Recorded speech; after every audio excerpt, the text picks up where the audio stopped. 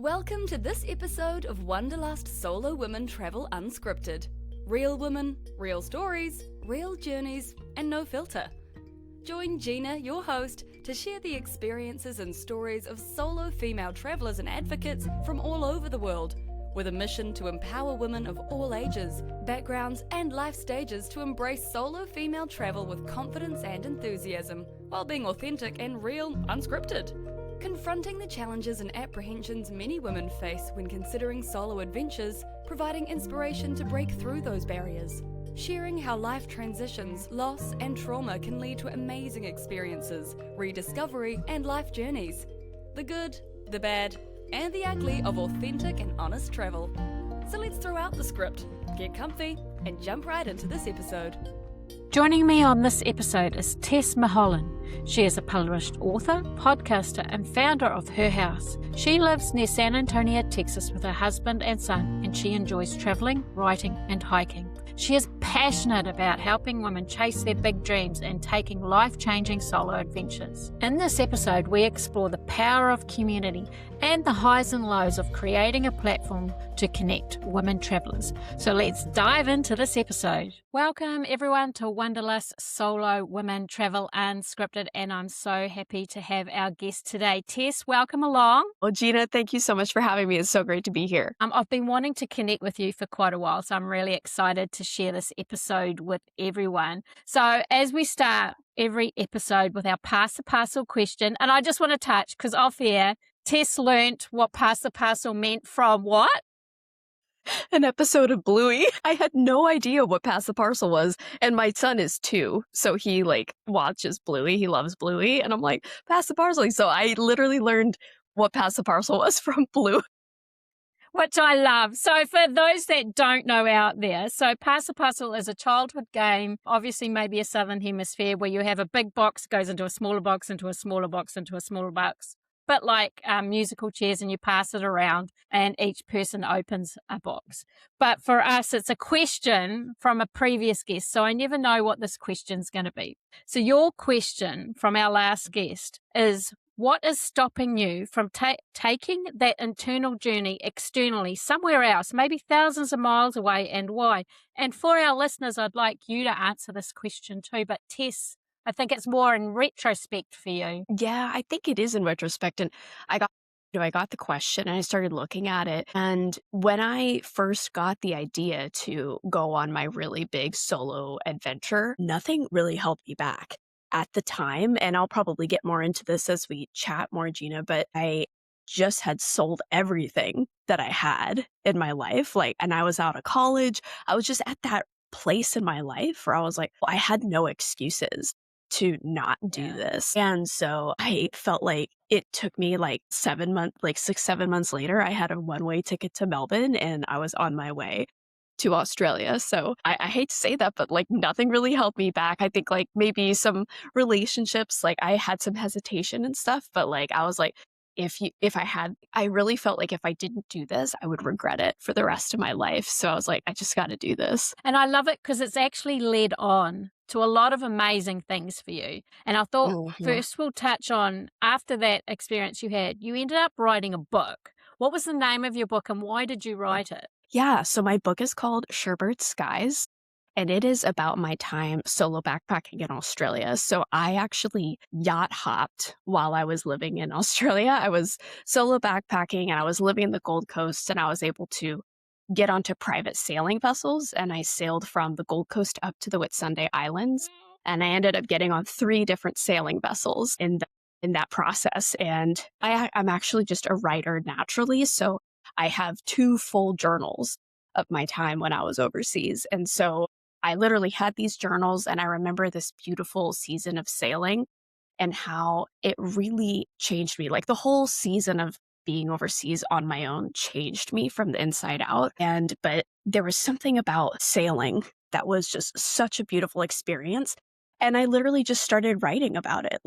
I just got on my computer, and it was a joy. It was such a joy to relive sailing to the Whitsundays and, going through all of the ups and downs. I sailed with a drug dealer. I got left on an island. It was crazy, Gina. And so if you haven't gotten my book, definitely go get it. It is on paperback and also ebook as well. And I'm also working on getting it on Audible. So that's kind of what the book's about. And I just wrote it out of the love of the adventure. So it was just a joy to write.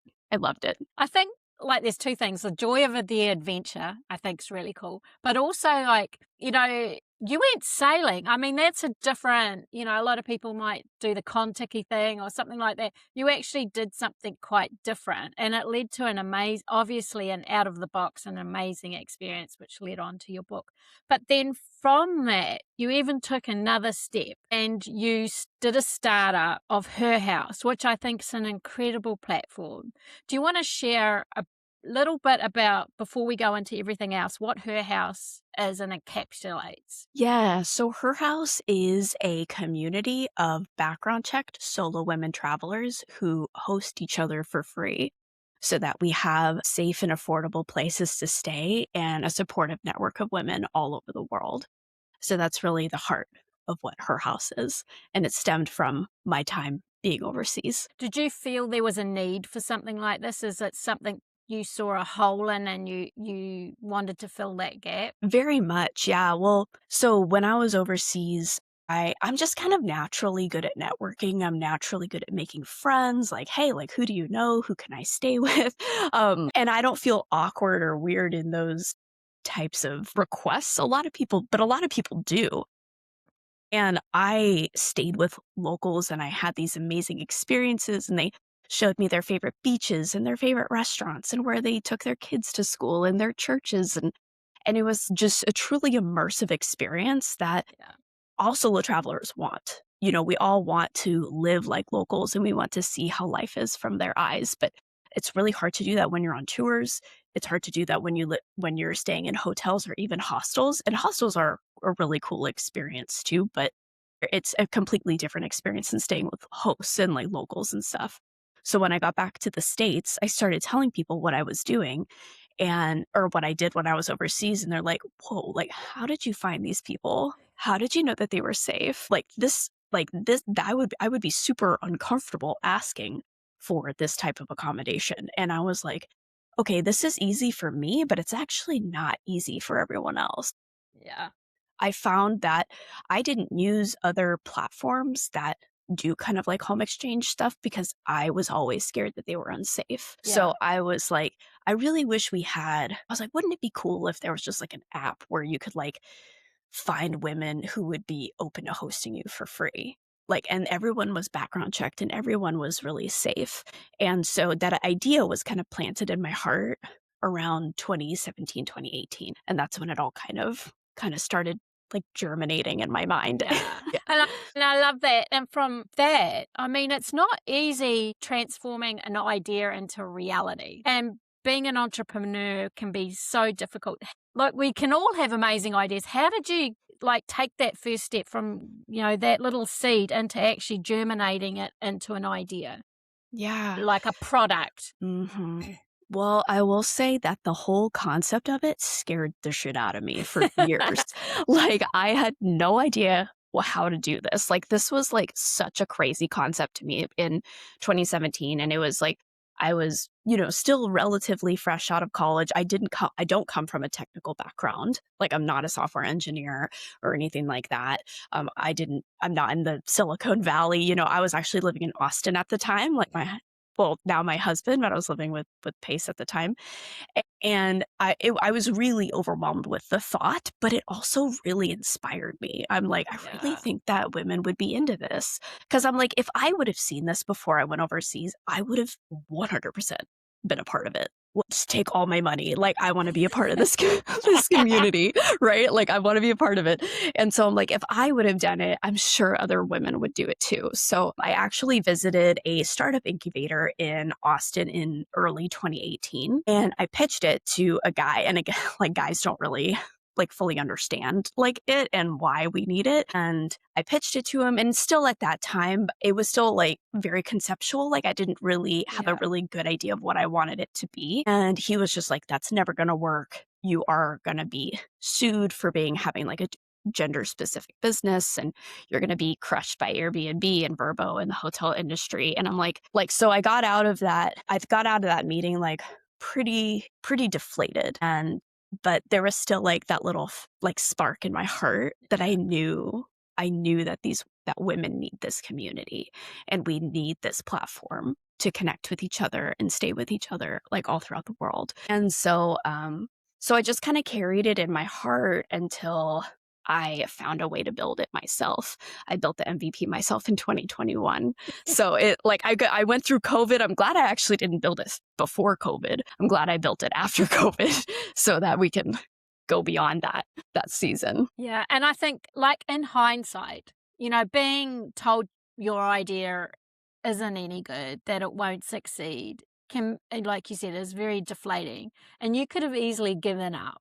And I think a lot of people, and you hear this all the time, that people that really do succeed, they are shot down a lot. Yeah. So it's just like, maybe did that experience actually drive you more, do you think? And like you having to create it, yourself? Yeah. Well, I think that like it made me realize that like no one's going to come and do it for me. If I'm going to do this, like I have to do it myself. And so, but I was really paralyzed. Like, I don't know how to create software. I don't know how to create apps. Like it was very like, I want to create a global network of women who host each other for free. Like, this is insane. Like, this is an insane idea. And then, but in 2021, I came across a TED Talk that changed my life from Tara Reid. She was talking about building apps without code and how like no code at the time, like creating apps without coding was like the new big, shiny, cool thing. And so I was like, maybe HerHouse could be real. Maybe this is how I could make it. And so that's what I did. I ended up purchasing her course and teaching myself how to do this. And I've said this before on other podcasts too, Gina, but building HerHouse was undoubtedly the hardest thing. I built it in 6 months, the MVP or minimally viable product. I built it in 6 months and it was the hardest thing I've ever done. It was harder than writing my book, harder than having a kid. Like, so it stretched me to my limits. It was so hard, but so good for me too. And you did it. That's the thing. Like the skills you've learned from people saying no to you. Mm-hmm. And now you've probably got a better understanding of the back end of your product than you ever would have had otherwise. Would that be right? Oh, 100%. Because I think that like who I became in the process of building HerHouse, I feel like is what has made me a good founder, because it helped me understand how all of these pieces of my business work together, from the app to the website to the payments to the email marketing to the socials to, there's all of these moving parts, and it's like a big puzzle that I was putting together. And it was actually really invigorating. It was a really fun experience to design it myself and be really immersed in the process and learn how Zapier works and learn how webhooks work. Like these are all things that like I have no idea. And it like learning these things and having that knowledge continue to serve me to this day, even though HerHouse is no longer on that platform that I built. Having this knowledge still serves me. So I think the process of if you're building something yourself, like who you are, who you go through, who you become in the process is the gold as well. It's not just like getting a bunch of funding and having a bunch of people do it. And a lot of founders do that too. And that is awesome. If you can do that, that's totally great. I just didn't go the funding route because that's a whole can of worms that I didn't know how to do either. So, that was my story. It's so layered. And I think, like you said with Zapier, and that I know because I built a lot of my website and connected everything. And like, I didn't even know, it's so funny now, like what a widget was. What the hell's a widget? I don't even know what half these words mean. Yep. And for those that don't know, it's what the little like additions are on your website when you're building it from the back end. But you learn so much. And I think what I did learn from that personally is, tell me if it resonates with you, I have a better understanding of how things work. So when I need to explain it to someone else, if I do need someone else to do it, I'm more clear. Like I can actually articulate it better. Yeah. Like even for email campaigns and all that sort of stuff. there's so much, people see us from the front end, like for me doing trips and like for you sharing Mm-hmm. HerHouse on social media. There's so much that goes on behind the scenes that people don't see, the frustrations and the mistakes. And, there's so much that, like you said, so many moving parts, isn't there, to these things? And like you said, it was one of the hardest things you've ever done. But what did you feel like I know, like I was there when you launched the new version of HerHouse. How did you Mm-hmm. feel when you got, like you obviously, because you were able to create a visible version of your product, it was easier then to pitch, wasn't it, to other people to then transform it into what it is now? Yeah, and I really launched it, like the MVP, the first version that I created, to just like my I created a little Facebook group that I had like been building for a couple of years, really wanting to build this community. And so that's where I first shared it with them. And that's how I did. I'm like, okay, guys, it's live. Like, you can go get it. This is how you get it. And at the time, it's a web app. These no-code apps are web apps, so they're not native. So it wasn't in the app stores at the time. So once I got the app into the app stores, I did that in February of 22. That's when stuff really started taking off with the app and with HerHouse, because at the time it got shared in a few big Facebook groups Yeah. on Facebook, like travel related and even like beauty. Like I had it shared in like a beauty group and like tons of downloads.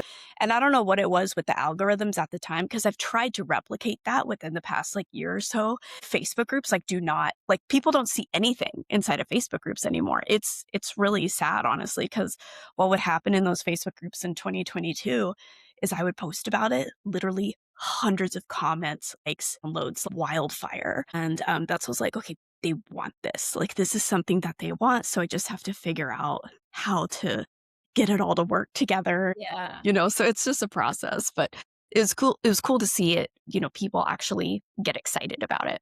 Yeah. Yeah. And oh God, you touched on algorithms. And I think as an entrepreneur, everybody uses social media and it can be such a rabbit hole. You get so caught up in trying to work with those algorithms and you just think you have it worked out and it turns the other way. And it's so time consuming. And I think when you're doing this and building these things yourself, you've got to wear so many hats, don't you? And I think that's one that frustrates me the most, is the old algorithm thing where you see, like you said, that post or those posts you did took off, and you could replicate that now and not get the same response. Nothing. Yeah, crickets. And it's just like, and then it's like so deflating. And I just want to encourage anybody who's listening to this, Yeah. like if you're posting stuff and you're not getting comments or reach or anything like that, it might not be you. Like it's probably not you. It's probably not what you have to offer. Like, these algorithms are not friendly to us for some reason. And so we have to find out different ways to, connect with people who would be interested, which is stuff like, these podcasts. And you need to diversify like what you're doing in your marketing. I think it's like constant change. Yeah. And I think that's also where HerHouse comes in, because it is a community platform that's off social media. So like in HerHouse, you can have conversations and you can post things. It is 100% about, going outside of social media to find a community. And it's really interesting. I did an AI exercise the other day just for fun. I AI searched myself and my company and what I represent. And one of the main things that came back with, do that. It was quite interesting, because I was like, am I articulating my brand message, I suppose, is AI seeing it. And the main thing came back is building a community. And I think, I do want to, do group trips, and obviously there's the business side of that, but the core of it is building a community where women can come together, feel safe, supported, and connected, which is exactly what HerHouse and what you've built is about too, isn't it? 100%. I think like in a world where we feel so isolated, like because of social and, just all of these things. And we live in political echo chambers too, on our socials with algorithms and things like that. So we think that everyone thinks like us. We think like Yeah. everyone looks like us, and I think that really getting into communities like what you're building and what I'm building, Gina, it's really getting back into the human aspect of it, like actually meeting with one another, whether it's virtually or in person, like at your trips and stuff. I think that that's really powerful. I think that it's something that we're all really, really hungry for, that Yeah. I feel like it's missing in our day to day for sure. Yeah, and that's where that safety aspect, like you said, HerHouse, everyone's verified on it, and you know who you're talking to. Like Mhm. I've got a small Facebook community too, and I go and physically verify everyone. I try Yeah. my best to make sure, and I know a lot of people have automations. I still don't do that. I still like to check. I know it's hard when stuff starts to get momentum and you get bigger and bigger, but it's still knowing that people are genuine, and there are good, genuine people. I know it wasn't through HerHouse because it wasn't around when I did this. Wished it had been, but I used to do like woofing and workaway. Uh-huh. Yeah. And one of my best experiences, because I've done it quite a few times, one of them was in Italy, and the family I stayed with, they took me to the local market and we went to the local village, and the villagers, they were having an archery competition, and then there was a special, 500-year anniversary, and I would never have seen any of that stuff. And I think Yep. it's giving that real personal and authentic touch to travel, which, like you said, people are really craving for, and it goes beyond just the tourist. It's when you want to travel, I suppose, a little bit more deeply, and it doesn't have to be for a long time. It can be just like for a few days in between your trip to break it up. But I think Mhm. it's such an important thing if you have the time and you're able to do it. Connecting with a group like what you've created is such a good idea, because they're also like-minded women. So we're all Mhm. wanting to share our communities and the passion for travel and community. So I think that's the other thing that's really important, isn't it? That the Yeah. women that are in your community are wanting to share the right things. They really are. They're wanting to travel, they're wanting to connect, and even if they can't host, they're like, "I'm so sorry I don't have space to host, but I would love to get together with you for, like, a Yeah. coffee or to show you around," or, because that's also something that I would have loved while I was overseas, is, like, just because I remember I had gotten a flat. I was living in the Gold Coast, I was bartending in the Gold Coast, and just wanting friends, just Yeah. wanting to connect with other women in the area. And so I think that that's another value driver of her house too, is just connecting and having these friendships that could span across the world, but then also you can find them close to home too. Yeah, I think what you just said then, because I worked briefly as a live-in carer in the UK, and I found that quite an isolating time because I didn't know anyone, and because I was working so much, I wasn't involved, I suppose, in the community. So I used to go to this one coffee shop every day to talk to the guy who made the coffee, because there was no one else to Yeah. talk to, and thank God for social media back then. Even, I was able to ring home and that, but it's still, if I'd had, yeah, on my break, can we meet for coffee, or can you show me something in the area or anything like that, would have made such a difference. Huge difference. And I think that's why, we just want more and more women to join our community, because it's like the bigger it gets, Yeah. the better it's going to get too. So that's why we're just really excited to grow it, now that we have technology that's scalable, so that we can, take this around the world and also for years to come. So like we can Yeah. use it, but then, hopefully, our daughters and our granddaughters can Yeah. also use it too, like also building it for generations to come. That's my like long-term vision. So I know that I'm building it for the women of today, but I'm building it for the women of the future as well. I love that. That's so cool. And leading on from that, what is one of like the biggest messages? I think this is twofold. One, if anyone's thinking about doing a startup or has an idea, what's a message or just a basic message to give them? And then secondly, for those women that, are thinking of using something like HerHouse, how would you encourage them to do that? So it's sort of a two-part question. Yeah. So I think for those of you who have something in your heart, like that you want to build or create or bring forth into the world, I believe in my heart that God's put that in your heart for some reason. Yeah. I think that the idea for Her House was put in me in like 2017, 2018, and it just hasn't left. And I was so overwhelmed with the concept of it for years. I prayed to God to take it away from me and to give it to someone else who had more money and more knowledge and more resources and more influence. Like, please just give it to someone else. But I just can't let it go. Even to this day, I've so many times I want to give up because it's so hard. Like it continues to be such a grind all the time Yeah. trying to figure this out, right? But it's like, if you have something in your heart that you want to put into the world, like it's meant to exist. It's like God's puzzle. Like you have something in your heart, you have something that you need to create, and then like someone else needs it, right? And so it's going to like connect like that. I think that just remind yourself of that. Like if you can't let it go, just keep going for it because for some reason it needs to exist. So I just want to that's the stop first you part. there. I just want to stop you there. Like, that's given me goosebumps because that's really resonated with me. And thank you for sharing that because, God, I don't know how many times I've thought, I just can't do this anymore. It is so much hard work.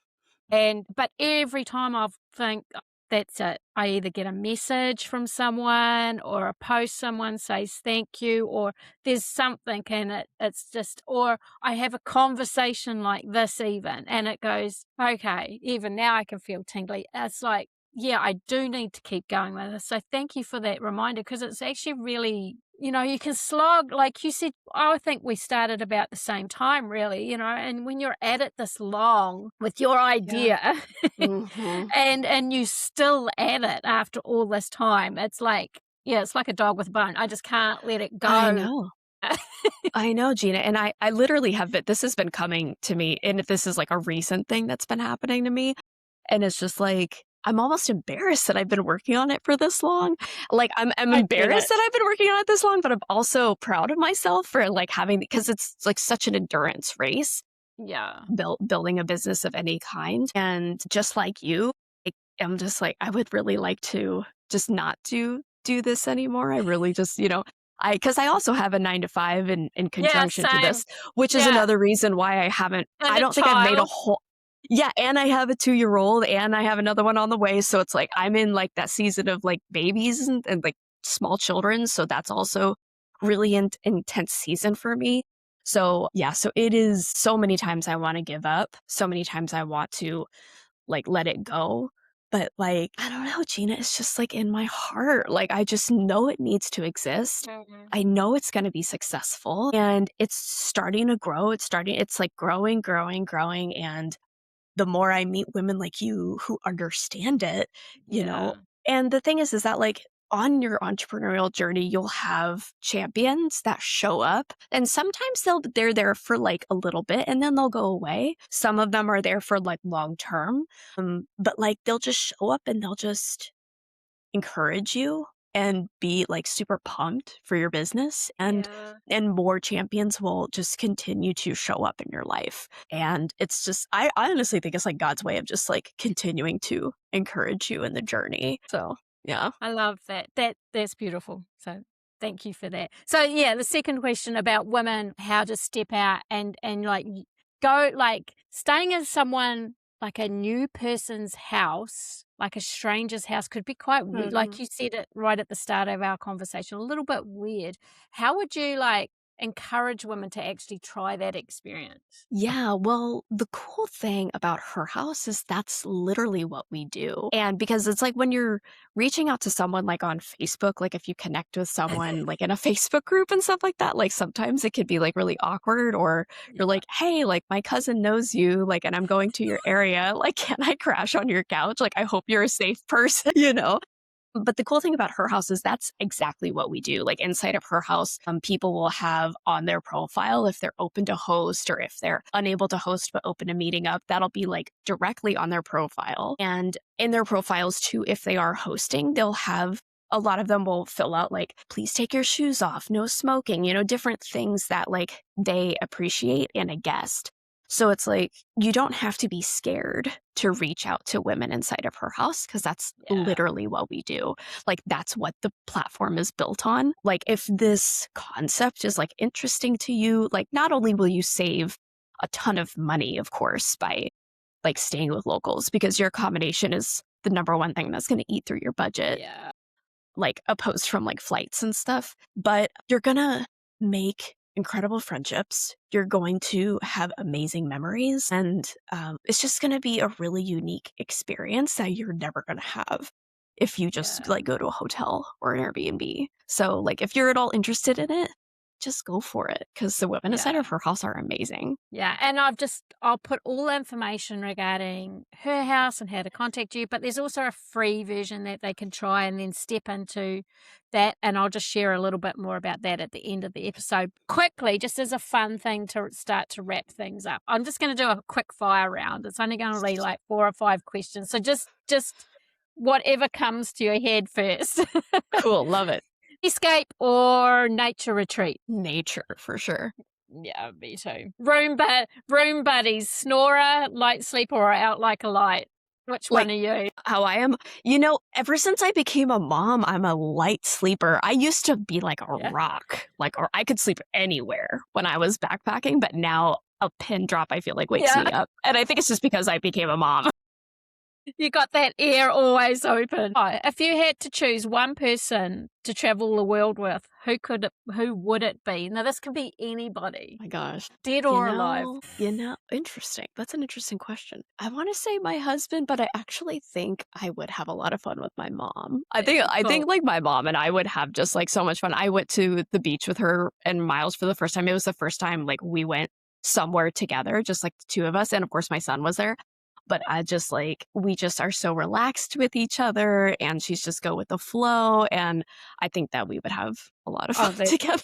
My mom. Backpack or suitcase. Obviously, we'll take family travel out of that because that's different. If you're solo traveling, backpack or suitcase. I did backpacking and it was such a cool experience, but I got really overwhelmed with having to carry everything for a long. So I think just packing light and just to carry on. And I think that's probably where I would go if I did more traveling. Yeah, and it's so funny. It can change. I mean, I'm a backpack girl, but a small backpack, but if it's a short trip, definitely a hard case carry on. So it depends, what you're doing. It depends on the adventure. It depends on the trip because I have a couple great backpacks too, and I always feel like such an adventurer when I put my backpack on. It's like a badge of honor. Yeah, I feel so cool when I wear my backpack. So. I'm a real adventurer because I've got a backpack on. Awesome. Yep. So as we started, we end with the parcel question. What is the question you have for our next guest? Yeah, my question was there ever a moment where you decided to finally take your first big solo trip?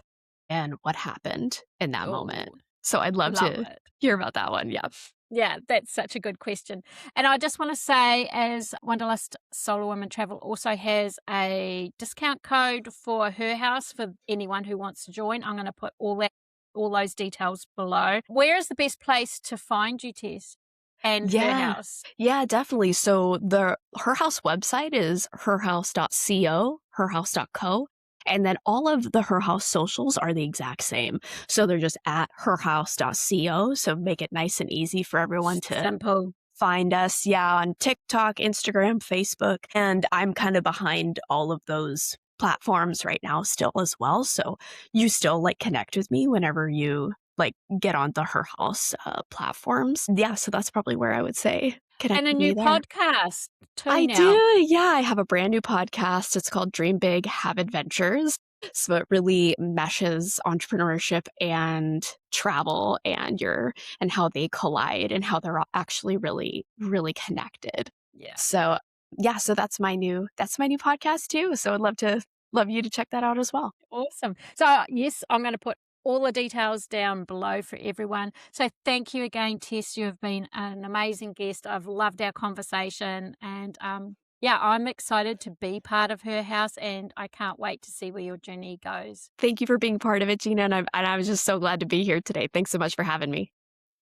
You're so welcome. And remember, everyone, it's never too late to unleash your wanderlust. Till next time. Thanks for listening. Please share the love by liking, commenting, or subscribing, or join us in our Facebook community.